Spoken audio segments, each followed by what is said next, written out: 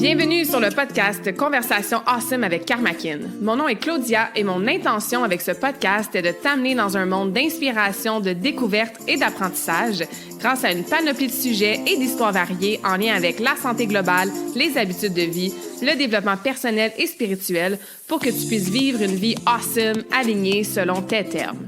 Je t'invite à t'y abonner, à le partager et à laisser 5 étoiles sur ta plateforme préférée. Merci vraiment d'être à l'écoute. You're awesome!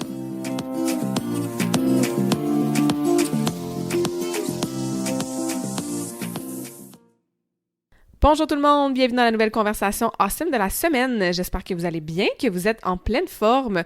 Aujourd'hui, j'ai le privilège de recevoir Anne-Isabelle Dionne, qui a un horaire très occupé et qui a accepté de venir jaser à micro ouvert pour notre grand bénéfice d'une de ses nombreuses expertises, le microbiote intestinal.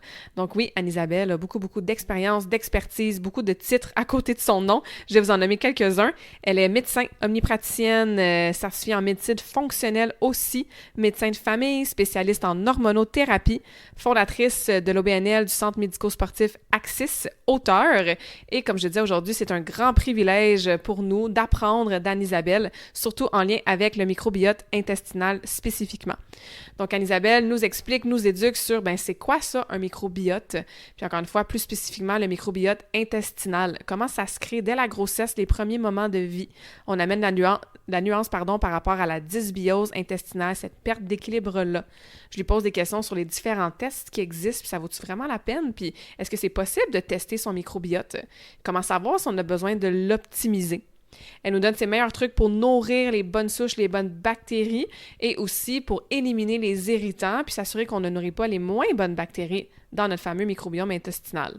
On jase de fibres, on jase de diversité, on jase d'optimiser la digestion, entre autres d'utiliser le temps de transit pour supporter tout ça.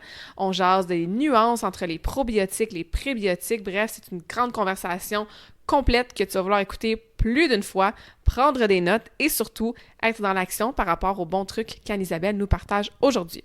Donc, sans plus tarder, je vous laisse avec notre conversation awesome. Si tu as appris quelque chose comme moi, n'hésite pas à partager la conversation avec une amie, une collègue, à partager sur les réseaux sociaux. On t'en serait vraiment reconnaissante.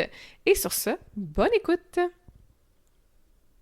Bonjour tout le monde, bienvenue dans la nouvelle conversation awesome de la semaine. Aujourd'hui, je me sens privilégiée et honorée de recevoir une invitée awesome, Dr. Anne-Isabelle Dionne, qui est avec nous pour jaser de plein de choses pour t'aider avec ta santé.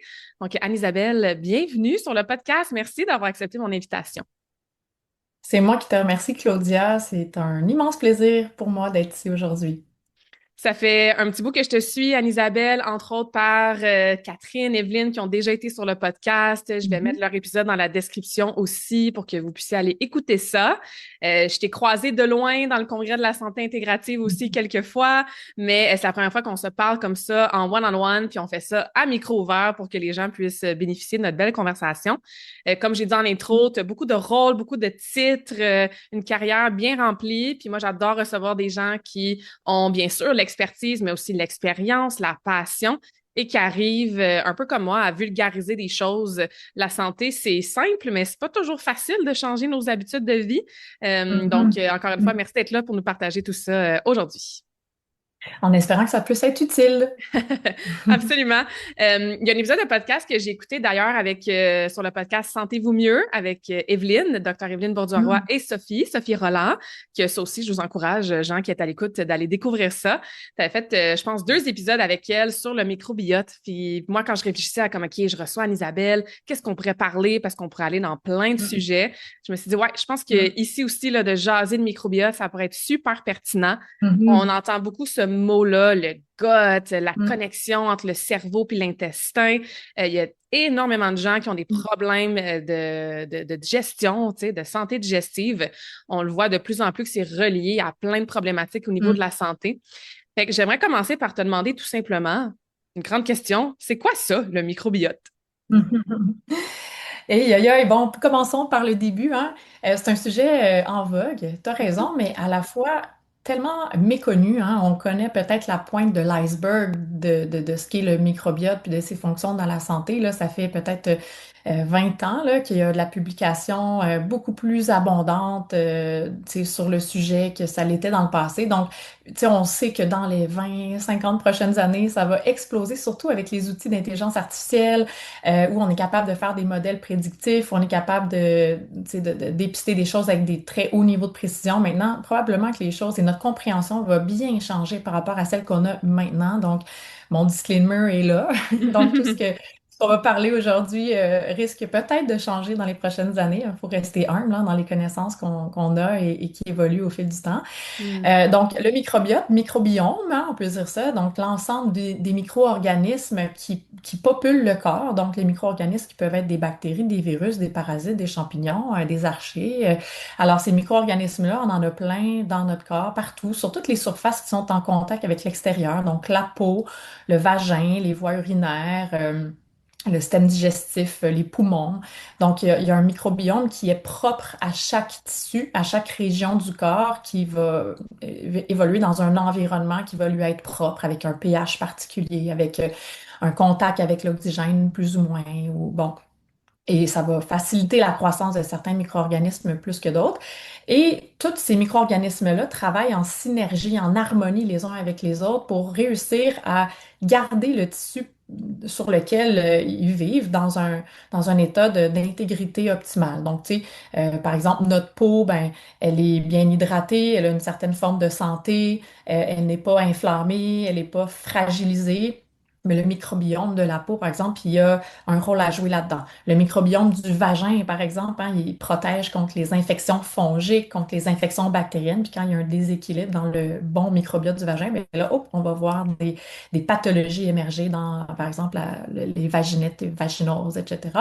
Même Mhm. chose pour l'intestin. Donc, on a un système digestif qui fonctionne très bien, nos petits microbes qui sont là pour aider, faciliter la digestion, fabriquer des molécules issus de leur propre digestion de certaines fibres, molécules qui seront absorbées dans notre corps ou qui vont avoir un effet direct sur les cellules de l'épithélium de l'intestin et qui va participer à l'intégrité et aux fonctions du tissu sur lequel elles sont posées finalement, puis même au corps entier. Hein. On reconnaît maintenant que le microbiote de l'intestin, notamment, parce qu'on va parler davantage de ça hein, Mhm. aujourd'hui, le microbiote intestinal, a un lien avec plein d'autres systèmes du corps qui va bien au-delà de la digestion en tant que telle.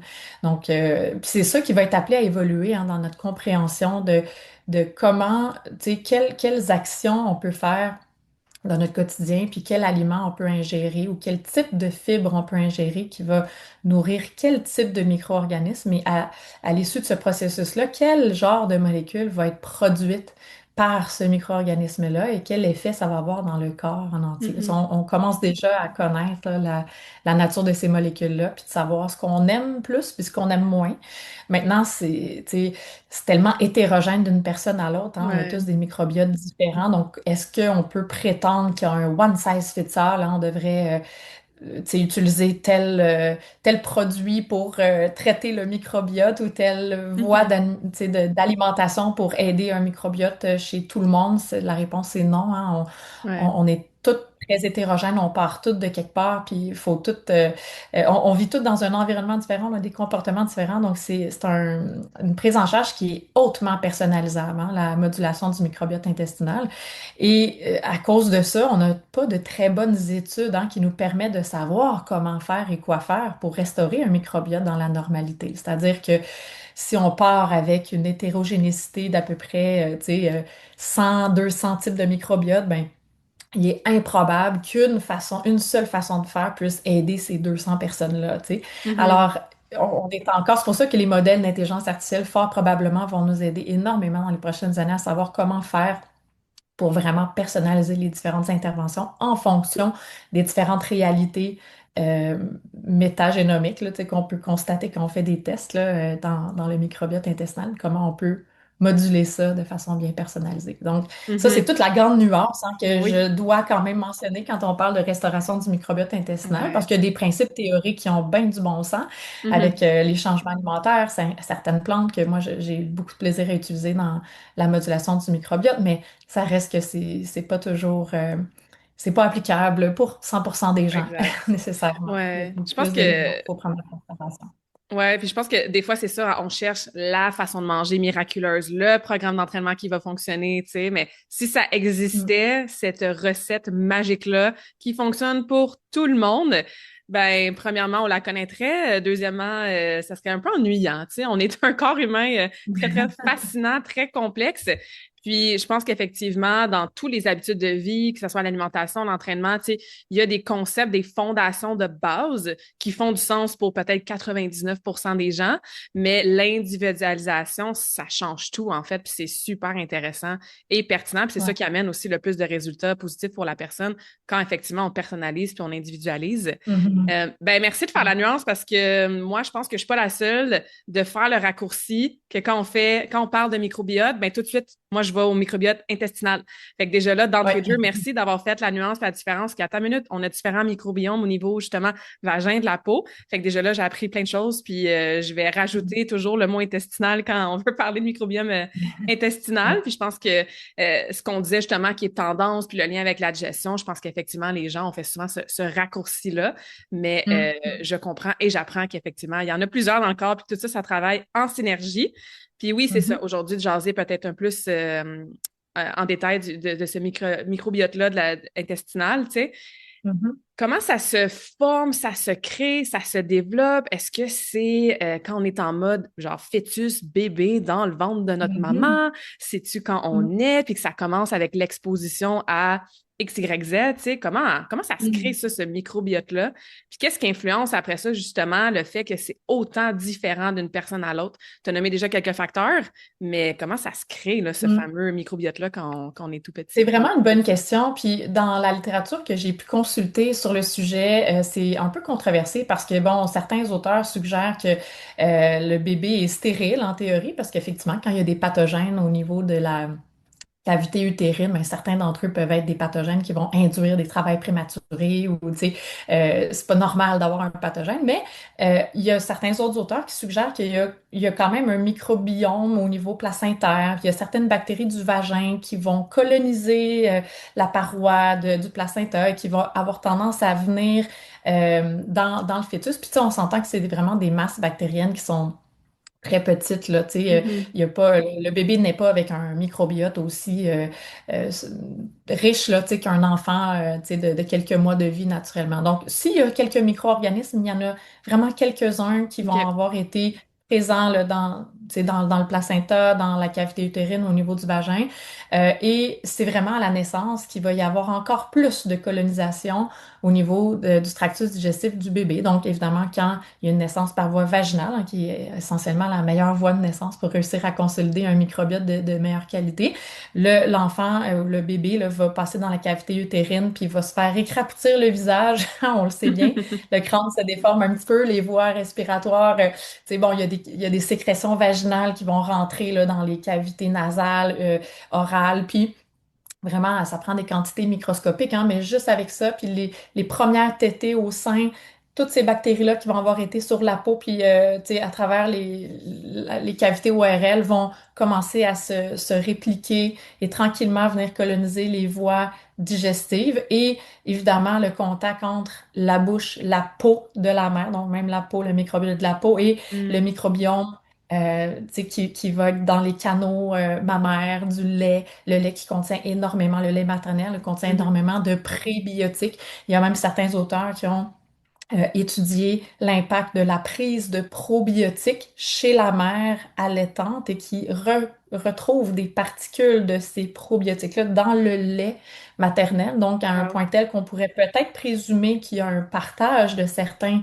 micro-organismes qui va au-delà des prébiotiques hein, dans le lait maternel. Donc, il y a tous ces éléments-là qui vont influencer la composition du microbiote. Donc, on peut bien se douter qu'un enfant qui naît par césarienne dans un milieu ultra stérile Ouais. Puis que les premiers contacts avec le monde extérieur, c'est un tube de succion dans le nez, dans la bouche, puis il y a des gaz stériles qui vont l'essuyer ou des serviettes ou des gants de latex. Tu sais, c'est pas, il n'y a pas de beau lactobacilles ou de bifidobacterium ou, tu sais, Mhm. comme on peut retrouver dans le vagin, par exemple. Donc ça, c'est Ouais. les premiers éléments qui vont euh, tu sais, composer finalement le microbiote intestinal, puis les voies d'administration à partir de la naissance. Donc, le lait, tranquillement, quand l'enfant va être appelé à manger des aliments solides, le microbiote, même environnemental, hein, s'il y a un contact avec des animaux, s'il y a un contact avec, on s'entend qu'un enfant va toucher à tout, va mettre tout dans sa Mhm. bouche. Dans sa bouche, Un ouais. enfant qui habite en campagne, qui va jouer dehors dans la terre, qui va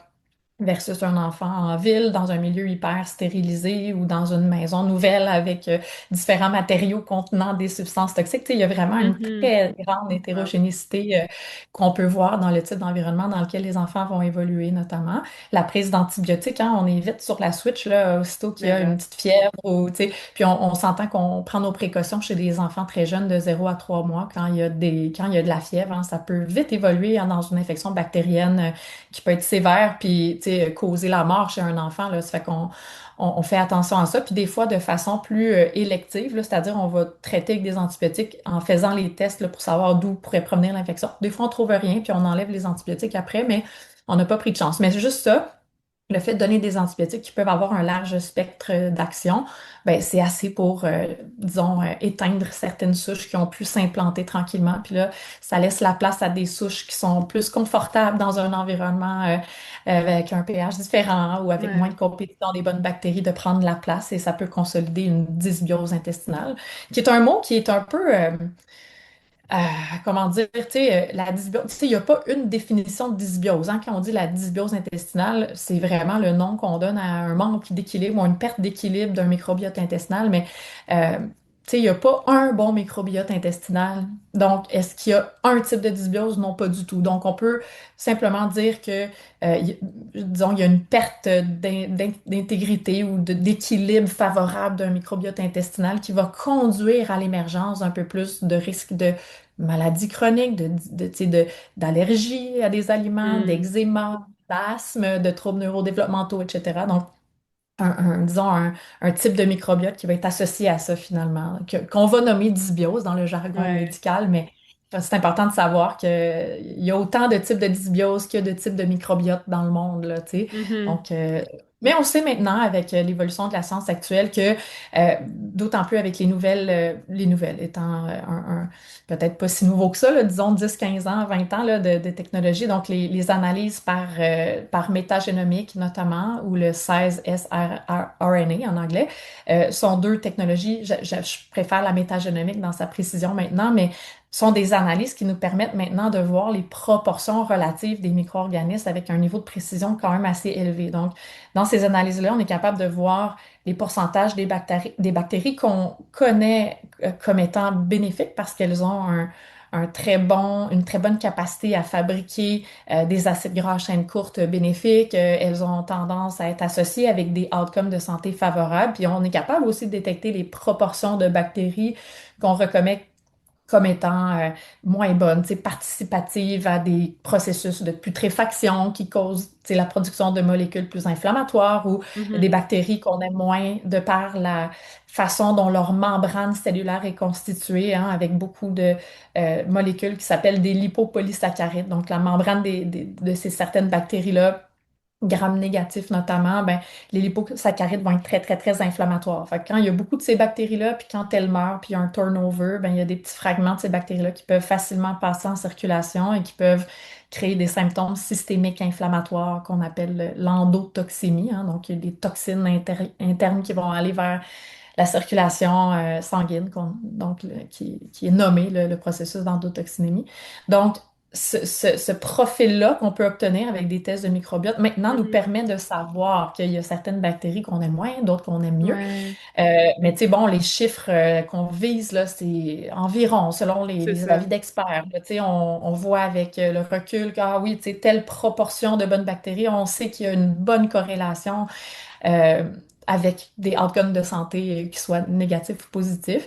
Mhm. Puis ça nous donne envie de, tu sais, finalement, de réprimer la croissance de certaines bactéries non bénéfiques quand on les voit de façon plus exagérée dans les Ouais. tests de métagénétique. Puis à l'inverse, on veut chercher à nourrir beaucoup mieux les bactéries bénéfiques avec les bonnes fibres, les bons prébiotiques qu'on connaît être très spécifiques pour la croissance de ces bactéries-là. Donc, il y a beaucoup de choses à faire pour faire de la restauration du microbiote Mhm. intestinal, mais c'est ça, on part avec toute cette zone-là de nuances, Ouais. d'interprétation, avec des connaissances existantes là, qui sont plus observationnelles, je dirais, là, pour le moment. Bien que Mhm. ça fonctionne quand même bien quand on essaie de, Ben, c'est ça, quand il y a autant de faire d'études des... de cliniques puis d'études de cas aussi, tu sais, souvent c'est ce qui se passe aussi, là, qui marche en parallèle avec ce que la science démontre aussi, là. Fait que c'est ça souvent Mhm. qui est intéressant. Puis est-ce que Ouais. ça, c'est des tests qui sont accessibles, qui doivent être faits par un médecin spécialiste ou quelqu'un qui aurait envie, là, d'en savoir plus sur qu'est-ce qui se passe dans son microbiote intestinal? Comment est-ce qu'on peut faire Ouais. pour... Écoute, c'est une super bonne question. Tout d'abord, il ne faut pas se tourner vers le système de santé conventionnel, hein, parce qu'on va se faire rapidement rabrouer, malheureusement, parce que Mhm. l'étude du microbiote, ce n'est pas du tout standard. Ce n'est pas aucun médecin spécialiste qui va recommander de faire une étude du microbiote, simplement parce qu'il n'y a pas suffisamment d'études cliniques qui suggèrent qu'avec tel résultat, on devrait faire telle chose. C'est comme j'ai nommé tantôt, peut-être dans 50 ans, on va avoir des guides de pratique qui vont être bien plus précis que ce qu'on a actuellement. Donc, on est encore dans une zone d'imprécision, de zone grise où on peut faire des observations, mais on ne Mhm. peut pas dire avec certitude qu'est-ce qui va changer les choses de façon vraiment optimale. Cependant, il y a plein d'experts, tu sais, en PhD, en microbiote qui étudient le sujet puis qui sont capables quand même de mettre en évidence des stratégies qui fonctionnent dans la modulation. On est Ouais. loin d'être en mesure d'incorporer ces données-là dans des lignes directrices très claires. Donc, ces tests-là existent. Maintenant, il y a certaines personnes qui ont développé une expertise en santé gastro-intestinale, qui ont appris à utiliser ces tests-là, qui peuvent varier de médecins fonctionnels comme moi, à nutritionnistes, à Mhm. naturopathes, qui Mhm. sont bien formés en la matière et qui sont capables d'interpréter ces tests-là. Il faut faire très attention hein, aux différentes compagnies, aux différents types de tests. Hein. Il existe généralement trois types de technologies pour analyser un microbiote intestinal, puis ils sont vraiment loin d'être toutes égales, puis ils peuvent coûter très cher. Donc, tu sais, si l'objectif est d'observer son microbiote dans le but de comprendre comment on peut l'optimiser ou peut-être voir si il y a des corrélations qu'on peut faire entre le déséquilibre du microbiote et des outcomes au niveau de la santé, que ce soit digestif ou extra-digestif, on va préférer faire des analyses, par exemple, de métagénomique ou de 16S rRNA, qui sont deux technologies qui vont évaluer de façon beaucoup plus précise la quantité relative de bactéries qui est présente dans notre microbiote intestinal. Il y a plein de compagnies qui sont assez populaires actuellement dans le monde du microbiote intestinal, mais qui utilisent une technologie qu'on appelle le PCR quantitatif. Le OK. PCR quantitatif, c'est super intéressant pour essayer de voir, bon, il y a de la diarrhée aiguë ou il y a du sang dans les selles ou peu importe. Puis là, on veut Mhm. vraiment connaître c'est quoi le micro-organisme qui est présent. Même si c'est en très petite quantité, je veux utiliser un outil qui est capable de le trouver puis de l'amplifier pour être sûr que c'est bien lui, puis je vais le traiter avec des antibiotiques ou peu importe, pour améliorer l'état de santé aigu. Fait que les tests de PCR quantitatifs sont un petit peu plus précis pour identifier ce genre de pathogène-là, mais OK. malheureusement, on voit un petit peu, peut-être, je dirais peut-être une dérive, là, ou peut-être mon mot est fort, mais dans l'utilisation de ces tests-là, juste dans une optique d'évaluer la santé globale, puis c'est vraiment pas des bons tests pour ça. Il va y avoir une extrapolation des quantités relatives des bactéries qui est absolument non fiable par rapport à ce qu'on Hmm. voit en réalité avec des tests plus précis, puis ça coûte cher, puis bon, les gens vont se faire offrir des traitements, tu sais, sur des valeurs qui sont pas nécessairement représentatives de la réalité. Donc ça, Ouais. c'est juste une petite attention, si jamais Mhm. les gens sont intéressés à faire un test de microbiote, de vraiment choisir une technologie qui s'apparente davantage à de la métagénomique plutôt que du PCR quantitatif. Puis les compagnies, ils disent bien, là, c'est quoi les Mhm. méthodes d'analyse, donc sans nommer des compagnies en particulier. Ces compagnies-là sont généralement accessibles par monsieur, madame, tout le monde si il y a un désir de vouloir connaître son microbiote intestinal, notamment les tests de métagénomique. Il y a plein de compagnies qui sont accessibles, OK. qui peuvent donner des rapports là, relativement bien compréhensibles. Il y en a des meilleurs que d'autres. Il faut savoir là, tu sais, où se Faut avoir du diriger essentiellement. Et discernement puis comme... ouais. la meilleure façon, c'est de parler avec quelqu'un qui connaît ça, tu sais, qui peut aider à interpréter, qui connaît, tu sais, l'impact des proportions relatives des différentes bactéries et qui sait aussi comment traiter des bactéries pathogènes qu'on pourrait aussi voir là, Oui. dans une analyse de PCR quantitatif, par exemple. Fait que Mhm. bon, c'est tous des mots compliqués là, pour dire que c'est peut-être pas intéressant pour les gens qui veulent pas aller dans la technologie aussi profondément que ça, mais c'est quand Ouais. même quelque chose de très important à considérer avant de faire un test de microbiote Mhm. intestinal. Ouais, puis juste comme je disais, Ouais. d'avoir du discernement, parce qu'encore une fois, sur les réseaux sociaux, les internets, on peut voir toutes sortes d'offres, puis des gens qui Ouais. peuvent, oui, avoir les qualifications, ou parfois il y en a qui s'improvisent un peu experts en différentes choses, tu sais. Fait que Hmm. c'est juste de faire attention, effectivement, de pas tomber dans quelque chose qui pourrait nous coûter plusieurs dollars et pas nécessairement amener quelque chose de pertinent ou que serait vraiment aligné avec les objectifs de santé qu'on peut avoir, tu sais.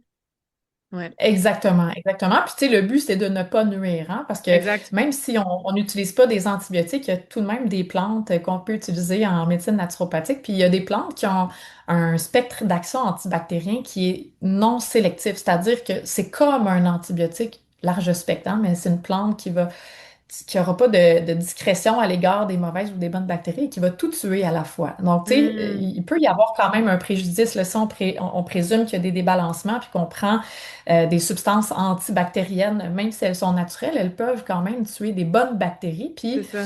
causer finalement une dysbiose qui est bien pire que ce qu'on essaie de traiter au départ. Donc, tu sais, Mhm, c'est important de savoir un petit peu quel micro-organisme va émerger dans les analyses. Puis, y a-tu effectivement des plantes ou des molécules bien spécifiques qui vont avoir une tendance à réprimer la croissance de ces bactéries-là. Puis, il y a aussi un élément qu'on oublie énormément dans la restauration du microbiote intestinal. Là, tu sais, je vois beaucoup des gens qui utilisent justement des plantes antibiotiques pour essayer de tasser les mauvais micro-organismes, mais c'est très peu fréquent qu'on voit un effort marqué pour nourrir les bonnes bactéries, hein. Tu sais, il y a des gens qui vont utiliser beaucoup des probiotiques, là, probiotiques qui vont passer de façon transitoire dans l'intestin, ils vont pas s'implanter. Donc, on veut réussir à hmm. nourrir les bonnes souches qui nous habitent pour être capable d'avoir un effet de compétition saine contre les mauvaises qu'on essaie de réprimer. Puis c'est vraiment ça qui va faire la plus grande différence. Donc, l'usage de prébiotiques très spécifiques, là, tu sais, le galacto-oligosaccharide, la fibre d'acacia, le lactulose, la gomme de guar partiellement hydrolysée, c'est toutes des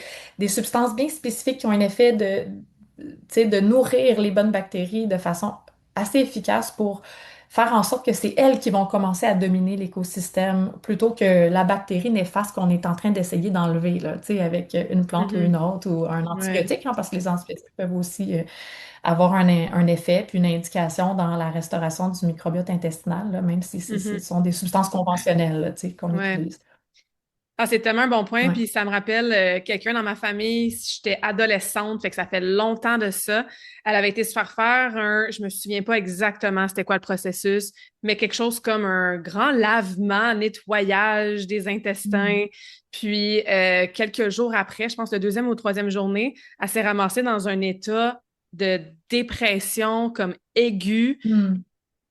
humeur, dépression, fatigue, même les émotions, tu sais, comme ça pleurait, mon Dieu, Mm. puis c'était pas une personne du tout, du tout, du tout qui était dans ces états-là au quotidien, là. Elle avait été consultée d'autres personnes aussi pour voir qu'est-ce qui s'est passé. Puis, tu sais, de façon résumée, là, et vulgarisée, ben c'est ça, c'est qu'elle s'est vidée, entre guillemets, de tout, autant des moins bonnes bactéries que des meilleures bactéries, tu sais, donc ça a créé exactement ce que tu viens de mentionner, une espèce des Ben, il y a gros aussi le fait symptômes que après, là.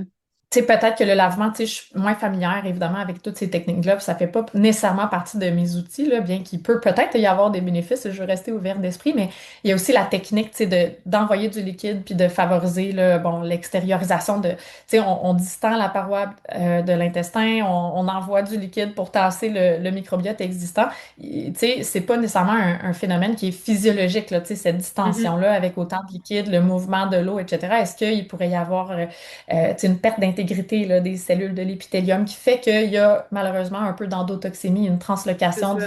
des bactéries, parce qu'on peut pas éliminer un microbiote, hein, on peut éliminer de la matière fécale, des fibres Mhm. avec un lavement, mais les microbes, là, ils vont rester là, ils sont là encore. Puis si cette personne-là avait des bactéries à très haut potentiel inflammatoire, comme des protéobactéries en grande quantité, ben, on enlève les fibres, on envoie de l'eau avec un jet ou, tu sais, bon, C'est je ça. connais pas exactement la technique, mais on distingue un petit peu la paroi abdominale, la paroi de l'intestin. Puis là, il y a une petite perte d'intégrité qui se crée. Et là, ben, les petits fragments de LPS, de lipopolysaccharide que je parlais tantôt, ben, ils vont transloquer dans la circulation sanguine et créer de Exact. l'endotoxémie. Et ça, c'est très, très corrélé avec des états de dépression, anxiété, brain Mhm. fog, fatigue, douleur, etc. là. Donc, tu sais, Ouais, il y a ouais, ce ouais. risque-là aussi.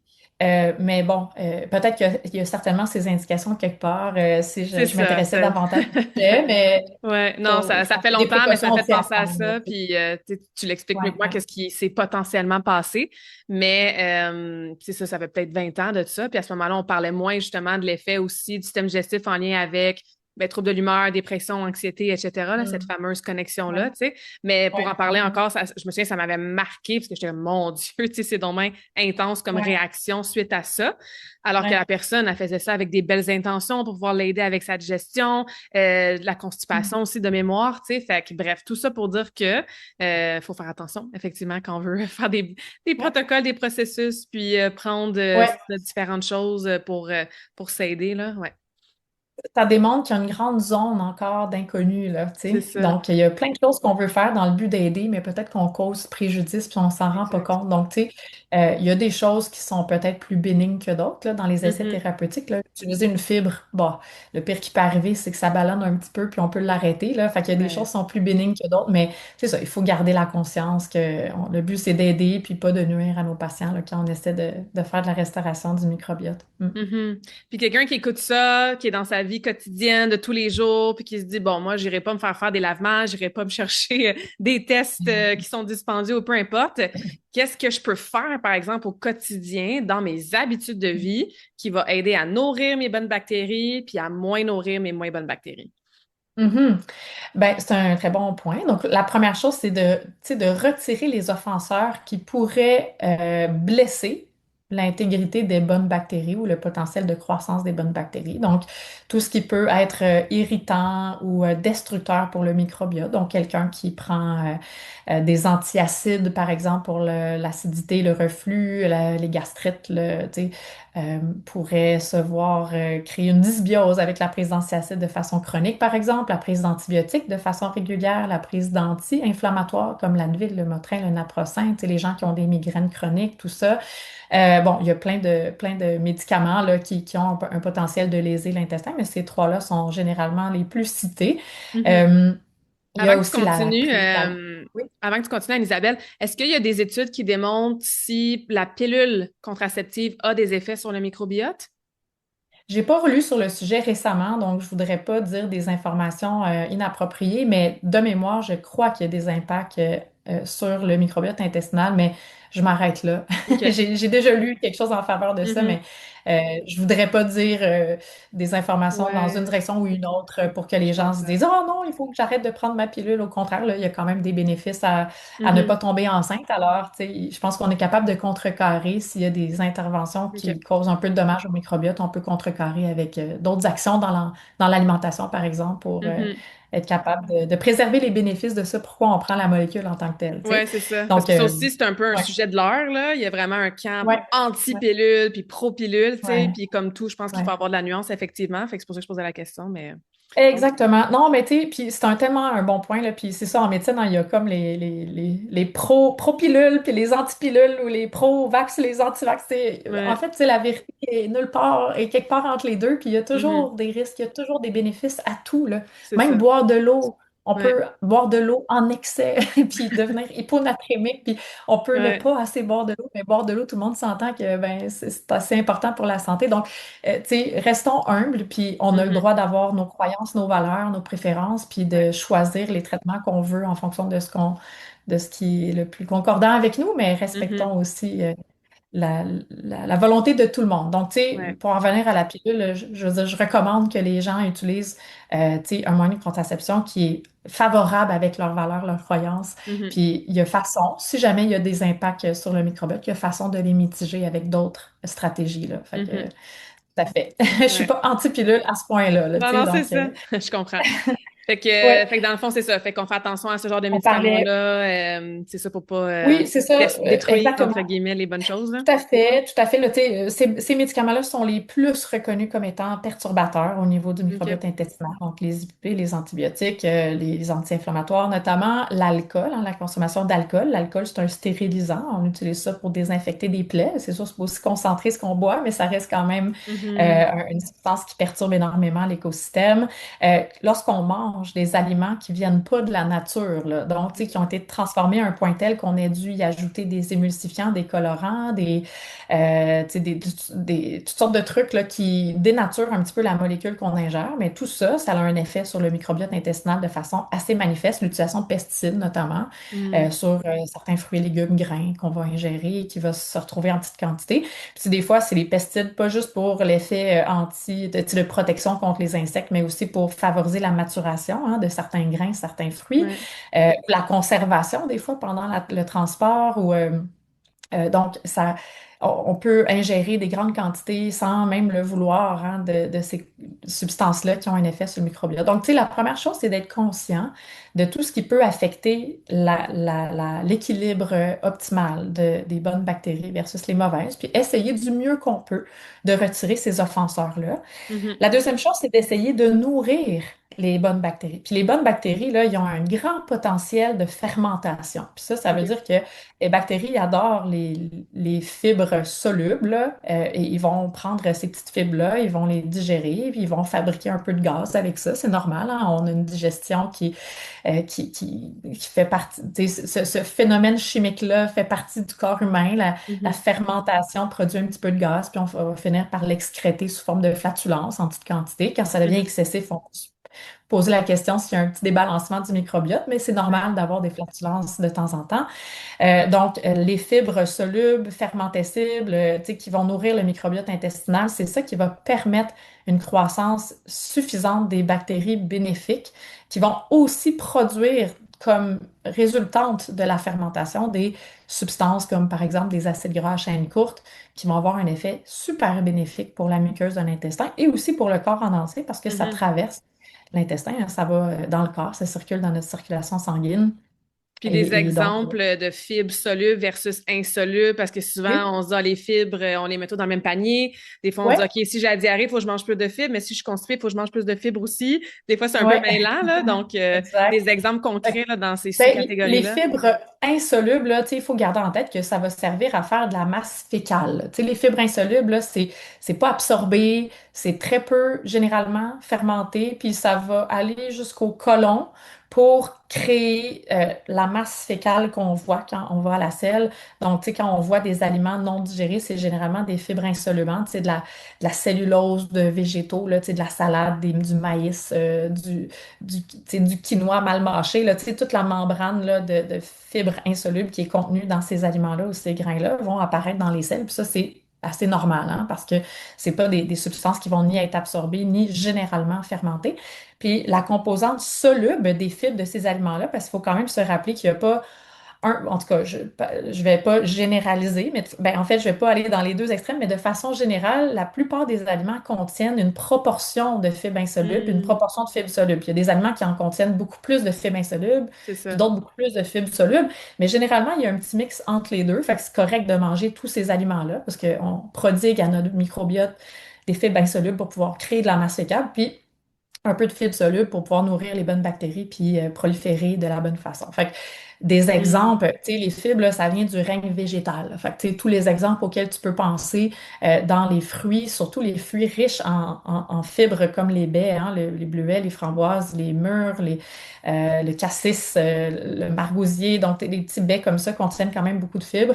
Les légumes feuillus, crucifères, qui contiennent aussi plus de fibres insolubles avec la cellulose, mais il y a des légumes qui contiennent beaucoup de fibres de, tu sais, de prébiotiques probiotiques, surtout solubles comme l'artichaut, par exemple, l'inuline qu'on va retrouver là-dedans, dans le topinambour, dans la graine de lin, dans certains grains aussi qu'on va utiliser dans l'avoine, etc. Donc, Mhm. les exemples sont nombreux, là. Pense à un Ouais. végétaux que tu peux consommer au quotidien, puis il va toujours ou presque y avoir une quantité Mhm. petite de fibres solubles ou insolubles. J'ai pas nommé les légumineuses, mais ça aussi, ça fait partie des aliments qui sont quand même riches en fibres. Donc, Ouais. puis évidemment, il faut faire attention, hein, tu sais, quand on se dit, ah, il faut manger des fibres, il faut manger des fibres, il y a deux nuances que j'amène avec ça. Oui, c'est extrêmement important, les fibres, dans ma connaissance de la littérature à ce sujet-là. Je pense qu'on peut pas vivre une vie sans fibres sans avoir des conséquences qui peuvent être importantes sur la santé. Par exemple, les gens qui entretiennent un régime carnivore, là, ça peut peut-être effectivement Mhm. être bénéfique pour diminuer l'inflammation ici et là, mais de façon générale, on voit un profil dans le microbiote qui est très défavorable avec les années, hein, le régime Ouais. carnivore, puis on voit que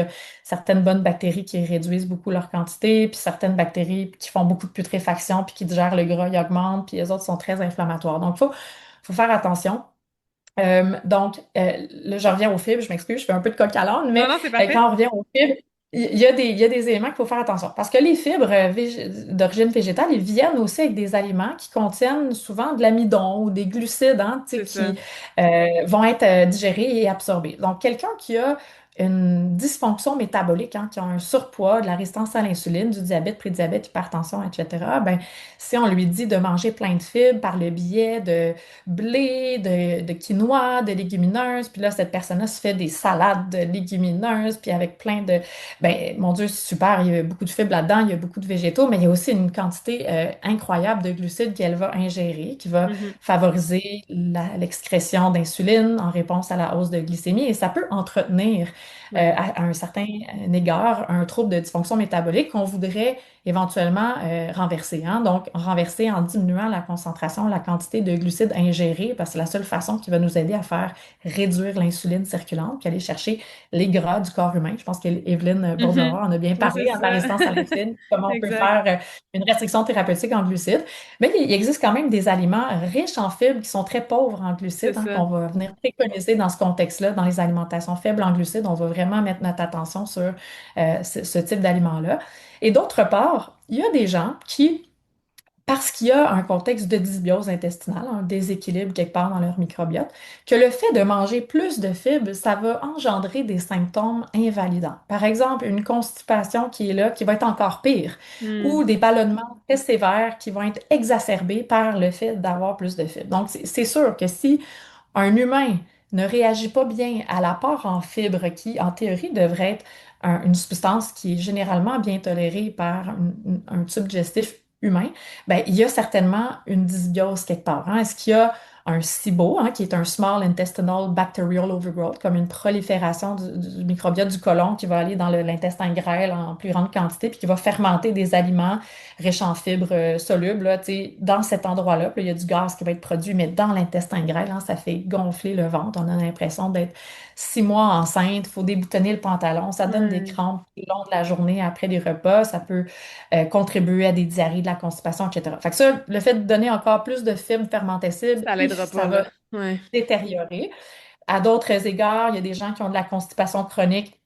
Oui, on peut donner, par exemple, du psyllium, ça peut aider à restaurer le transit, mais on peut aussi donner d'autres types de fibres qui vont alimenter des bactéries qui produisent du méthane, qui va, à l'inverse, ralentir la motilité. Donc, ça, c'est toutes des petites nuances qui, Mhm. pour moi, mettons, comme praticienne, quand j'entends les gens me dire, Hey, quand j'ai pris telle fibre, là, j'ai bloqué ou j'ai exacerbé mon problème, ben, moi, ça me fait penser à des diagnostics différentiels qui me témoignent qu'il y a une dysbiose qui pourrait être recherchée puis traitée dans ce contexte-là pour qu'éventuellement, la réintroduction des fibres dans une grande diversité là, d'aliments et de végétaux soit de mieux en mieux tolérée.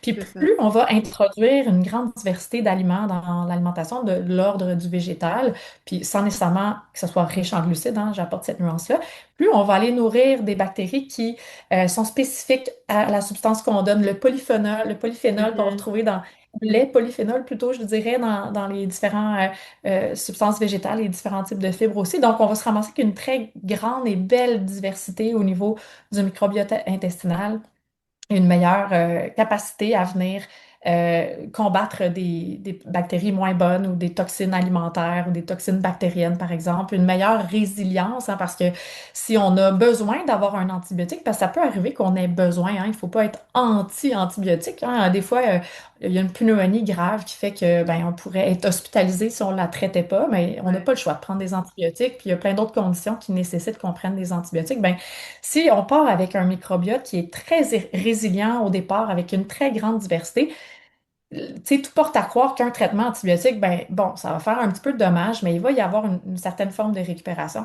Mais quand les Mhm. gens partent avec, comme on dit, là, deux, trois strikes, là, parce que bon, il y a un mode Ouais. de vie qui n'est pas optimal, il y a une alimentation très pauvre en fibres, etc., ben, le fait de donner un traitement antibiotique sur un microbiote qui est très pauvre et peu résilient, ben ça, c'est vraiment une bonne recette pour favoriser la croissance des mauvaises bactéries, du C difficile, des protéobactéries, tuer encore plus les bonnes. Et c'est Mhm. là qu'on se ramasse avec des problèmes de dysbiose à long terme, par exemple. Donc, Ouais, voilà. Fait que d'accord. ça, c'était la deuxième chose, hein, de nourrir les bonnes bactéries Mhm. dans le microbiote.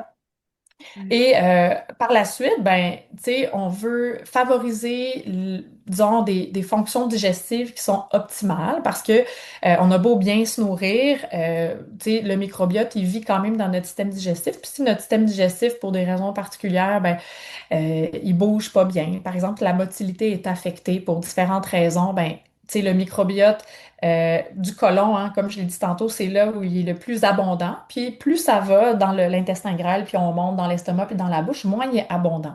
Mais quand la proportion, le volume de bactéries qu'on peut dépister dans les anses intestinales qui sont le plus proximales, là, tu sais, puis qu'on se rapproche de l'estomac, sont abondants. Mais ça, c'est une forme de dysbiose qui est pas normale. Et c'est un SIBO, par exemple. Ça peut Mhm. être vraiment déclenché par une très mauvaise motilité. Fait que, tu sais, on veut s'assurer que la motilité, elle est optimale, que le temps de transit, hein, moi, je considère ça comme le signe vital de l'intestin, hein, qu'on prend nos signes vitaux, la pression, le rythme cardiaque. Le signe vital de l'intestin, moi, je le vois comme le temps de transit. Mhm. 12 à 24 heures devrait être le temps de transit optimal de tout le monde. Quelqu'un qui va à la selle aux 3 jours puis se dit, ah ben moi, c'est ma normale, ben c'est une normale anormale, clairement. Mhm. Parce qu'un intestin qui garde tous ses repas pendant 3 jours de temps avant d'en excréter un petit bout, ben c'est extrêmement dévastateur. Ça augmente de beaucoup l'endotoxémie.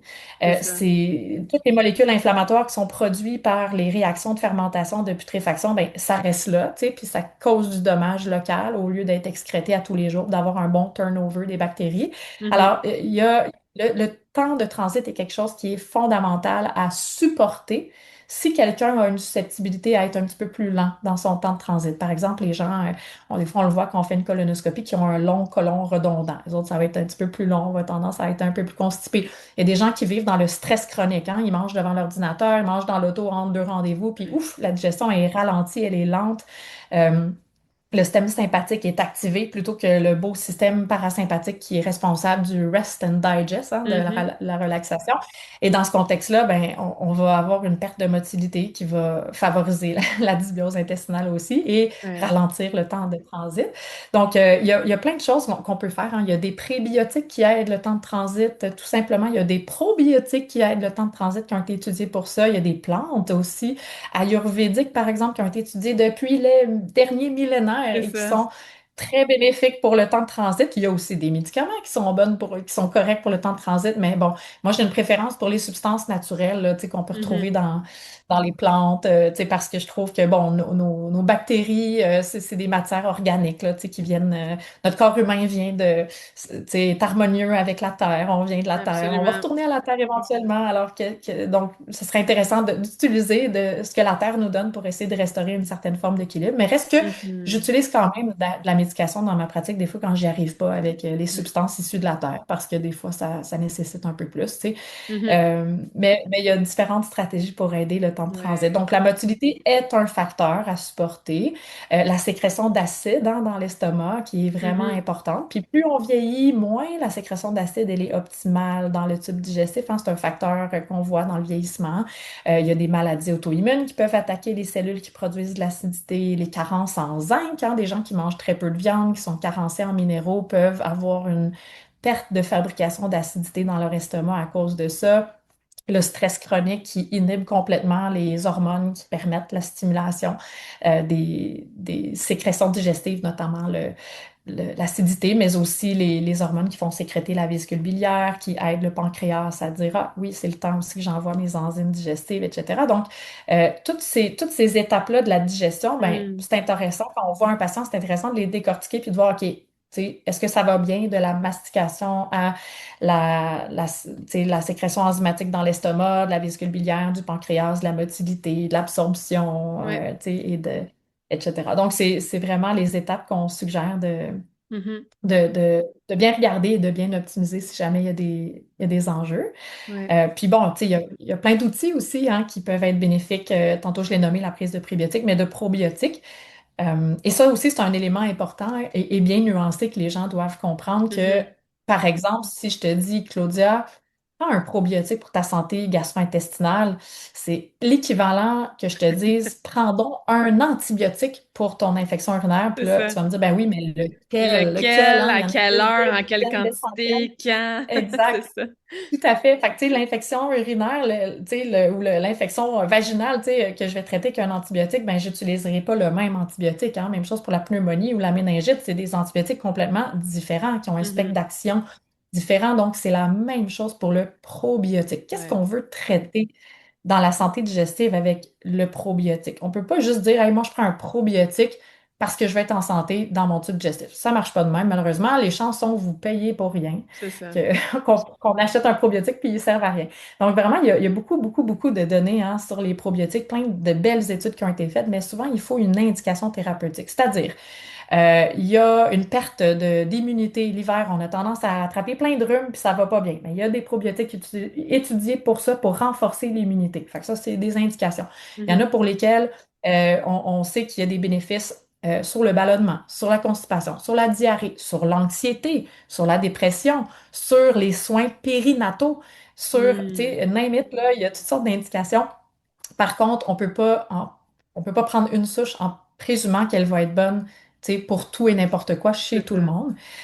Et des fois, moi, je me rends compte dans les tests de microbiote intestinal que je fais qu'il y a certaines souches qui sont totalement inexistantes, hein. Par exemple, quelqu'un qui a pris plusieurs traitements antibiotiques, qui s'est mal alimenté, on peut avoir complètement éteindu là, certaines souches qu'on ne peut pas vraiment réanimer. Une fois qu'il n'est plus là, il n'est plus là, tu Mm. sais. Donc, c'est très dur de les nourrir puis de les réanimer dans ce contexte-là. C'est ça. Donc, des fois, ça m'aide de savoir, hey, wow, il y a tel micro-organisme qui est tellement fondamental à la santé, puis il n'est plus là, on le détecte plus du tout, là, à moins qu'il soit en dessous du seuil de détection de mon test, là, qui est la seule petite nuance, mais tout de même en quantité réduite par rapport à ce que je voudrais voir. Donc, dans ce contexte-là, ça peut être intéressant de constater que le probiotique qui contient cette souche-là, Je ben, trouve ça si on en bénéfique. prend de façon régulière, il est là, il fait son petit effet bénéfique quand il passe, mais une fois qu'on arrête, les probiotiques ne s'implantent pas dans le tube digestif. Fait que ça a son lot de, Mhm. de, de C'est problèmes ça. parce qu'il faut De- s'engager à prendre un probiotique à long terme. Puis le but, c'est ouais. de peut-être de nourrir mieux sa propre flore pour qu'il y ait Mhm. un bénéfice à long terme sans dépendre de Ouais, de quelque molécules chose externes. d'externe. Mhm. Mais encore une fois, tu sais, on Exactement. entend l'importance de la nuance, de l'individualisation, tu sais, de savoir pourquoi. Oui, Moi aussi, tu sais, dans le monde du bien-être, de l'activité physique, même la nutrition, je l'entends souvent. Quel supplément faut que je prenne, tu sais?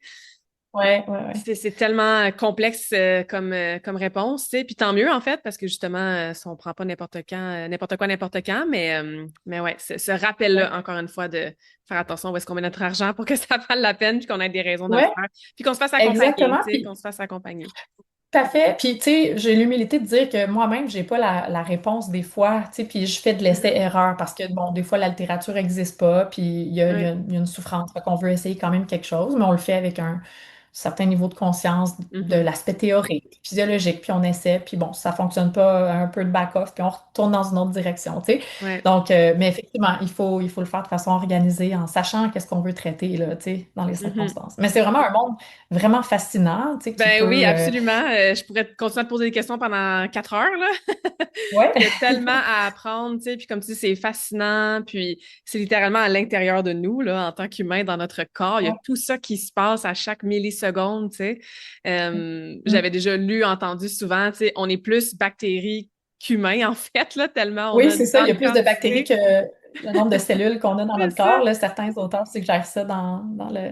C'est super intéressant. Puis, tu sais, on voit de plus en plus hein, dans la littérature, de plus en plus, il y a des liens là, vraiment très clairs là, avec des maladies neurodégénératives, certains Mhm. troubles de l'humeur, certaines maladies auto-immunes, bien Ouais. qu'on ne sait pas encore comment les traiter officiellement. Tu sais, on peut faire de la thérapie de modulation du microbiote en espérant qu'il y ait des outcomes positifs C'est sur ça, que l'état de ça santé l'aide. qu'on essaie de traiter, mais il y a des choses vraiment bénéfiques. Puis, tu sais, il faut aussi garder en tête que, tu sais, j'aimerais faire un lien avec l'alimentation parce que, tu sais, il y a beaucoup de trends dans, tu sais, Mhm. l'alimentation cétogène, l'alimentation GAPS, l'alimentation méditerranéenne, végane, etc.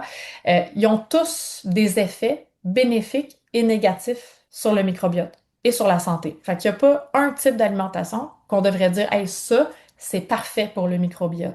Mhm. Malheureusement, ça dépend d'où on part. Hein, ça dépend Ouais. d'où notre microbiote, comment notre microbiote est constitué. Si on enlève complètement les fibres, puis on veut restaurer la santé métabolique, ben, ça va peut-être marcher au départ parce qu'on réduit les glucides, mais on va aussi peut-être causer préjudice au microbiote qui, dans un deuxième temps, va devenir un peu inflammatoire, puis ça peut redétériorer la résistance à l'insuline. Hein. Donc, dans l'alimentation cétogène, moi, je fais très attention pour intégrer une grande quantité de fibres dans l'alimentation, d'aliments qui proviennent, tu sais, de fibres qui proviennent d'aliments qui sont plus faibles en glucides dans le but de créer l'effet métabolique que je veux créer Mhm. avec l'alimentation faible en glucides thérapeutique. Euh, Même chose pour l'alimentation GAPS, hein, il faut faire aussi attention dans le contexte où on va préconiser beaucoup de gras, le retrait de certaines fibres au départ, bien sûr, le but étant de traiter tu sais, une perméabilité intestinale, une inflammation, mais il y a aussi son lot de particularités qui peut détériorer quelqu'un qui part avec tu sais, un certain type de microbiote qui va très mal répondre au fait qu'on va le nourrir avec des bouillons gras, par exemple, ou C'est ça. une absence de fibres. Là, tu sais. Donc, l'alimentation végane, ben bon, il y a énormément, énormément de fibres. Il y a très peu peut-être de protéines biodisponibles pour le corps. Est-ce qu'il peut y avoir un effet de dénutrition avec le temps qui peut se créer avec certaines vitamines et minéraux qui sont moins absorbables dans leur forme biodisponible, bien qu'il y ait une très grande quantité de fibres. Certaines personnes qui partent avec un microbiote décompensé vont ballonner beaucoup plus avec une diète végane, végétarienne, etc. Donc, Mhm. tu sais, on voit que Ouais. encore une fois, il n'y a pas la bonne réponse dans Mhm. une forme d'alimentation en ce qui concerne la santé gastro-intestinale. Il y a vraiment beaucoup de personnalisation à faire. Ouais. Euh, C'est pour donc, ça c'est qu'on aussi est une là. petite nuance. Oui, oui, Ouais. tout à fait, tout à fait. Oui, Ouais, exactement. ouais, super intéressant. Puis pour en savoir plus sur tes offres, ton contenu, livres, site web, etc., s'il y en a qui veulent en savoir plus, entre autres sur le microbiote ou éventuellement, tu sais, te rencontrer. Je sais pas si tu as des conférences de prévues pour l'année.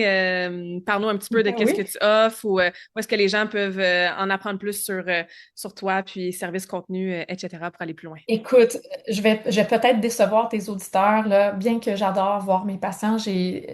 Mes entretiens durent longtemps, à une heure et demie, et donc la capacité d'en voir beaucoup là, par semaine est réduite dans ce contexte-là. Puis j'ai une liste d'attente qui est tellement longue déjà que J'en doute pas. ça me fait tellement plaisir de voir des gens qui s'ajoutent. Puis vraiment, merci de m'accorder votre confiance. Mais il est possible que j'arrive pas à voir tous ces gens-là dans les prochaines années, malheureusement. Donc, je vais y aller un à la fois, du mieux Mhm. que je peux pour leur donner ce que je connais dans mes connaissances pour les aider. Donc, libre à vous de vous inscrire sur ma liste d'attente, mais il est possible qu'il y ait des délais qui soient plutôt longs. Cependant, j'ai une super belle équipe d'infirmières tu sais, qui sont formées en santé digestive. Donc, on essaie d'accélérer un petit peu les choses pour que nos patients puissent être vus plus rapidement, qu'on puisse faire des tests SIBO, des tests de microbiote quand c'est nécessaire pour qu'on puisse avancer plus rapidement dans l'interprétation et tout ça. Donc, on est en train de former une équipe qui va être un petit peu plus impliquée là, dans la prise en charge de la santé digestive de nos patients. Donc, bon, perdez pas espoir. Et j'ai pas, tu sais, bien que j'ai l'intérêt hein, d'écrire un livre puis de faire plein de choses, des formations en ligne, pour l'instant, dans ma vie, ça n'a pas été ma priorité. Hein. J'ai des jeunes enfants, puis Mm. pour l'instant, ma famille prend mon énergie après mon travail. Donc, j'ai pas malheureusement ni de programme, ni de livre, ni grand-chose à consulter à mon sujet en ligne, malheureusement.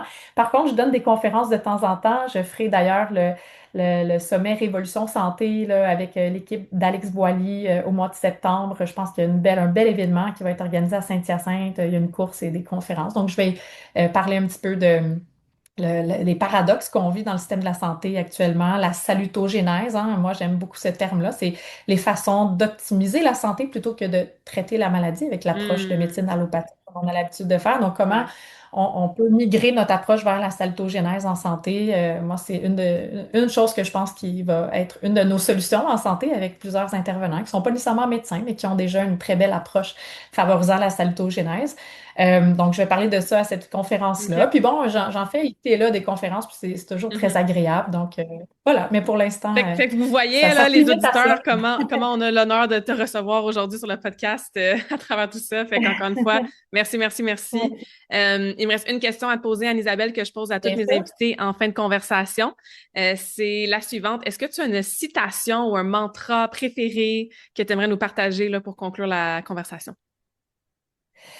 Oui, ben celle qui me vient en tête, qui va peut-être offusquer mes collègues médecins sans le vouloir, mais la plus belle des médecines est celle d'apprendre à nos patients à ne pas en avoir besoin. Hmm. Donc, je la déforme là, parce que c'est une citation anglophone tu sais, qui a été dérivée d'Hippocrate, là, tu sais.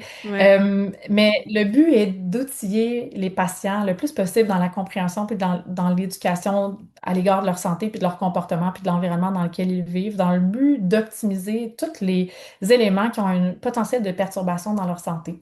Et dans ce contexte-là, tu sais, quand on devient vraiment conscient puis maître de Hmm. l'impact que les choses qu'on fait ont sur nous, on est notre meilleur médecin, n'est-ce pas? Puis Absolument. il n'y a pas, il y a pas beaucoup de médecine à l'extérieur de nous qui peut donner un effet aussi favorable qu'un changement de comportement ou d'environnement quand on identifie que c'est problématique dans notre physiologie.